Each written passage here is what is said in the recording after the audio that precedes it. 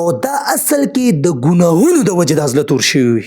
دا یاد ساتئ ها، د انسان په سترګو کې چې اوښکې نه راځي که نه، دا اصل کې د ګناهونو د وجې، او د ګناهونو دا کثرت ولې د انسان نه کېږي. دا ولې سړی په دې ګناه کې ډېر لطپت وي، په د ګناه په دلدل کې ورغلي؟ دا ولې؟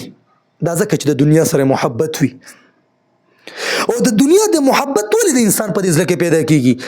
د ډېرو لوی لوی امیدونو د وجې، چې ډېر لوی لوی امیدونه به ساتي. دے وجہ فرمائی آنکھوں میں آنسو نہ آ جانا دل کی سختی کی وجہ سے ہے، اور دل کی سختی گناہوں کی کثرت کی وجہ سے ہے، اور گناہوں کی کثرت دنیا کی محبت کی وجہ سے ہے، اور دنیا کی محبت لمبی امیدوں کی وجہ سے ہے. اور پدی وجہ حدیث کی خورازی نبی علیہ السلام فرمائی چې دنیا کی محبت هر گناہ کی جڑ ہے.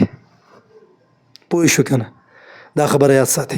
د کوم انسان چې د دنیا سره تش محبت او آخرت تیری کنه، او بس نه د الله د حکم خیال ساتي، د پیغمبر د طریقې مړو خیال نه ساتي، او فکر ولې نه، بس لګیا د دنیا په محبت کې ورغلی دی.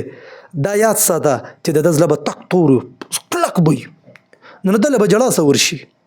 آنکھوں میں آنسو نہ جانا دل کی سختی کی وجہ سے ہے. او ما درته ووې چې د زړه دا کلکوالی د زړه دغه ولې دی چې دا د ګناهونو د وجې دی، چې سړی سم ګناهونه کوي او بس لګي د الله نه باغي شي. او د الله نه چې انسان باغي شي دا ولې؟ د دنیا د محبت د وجې.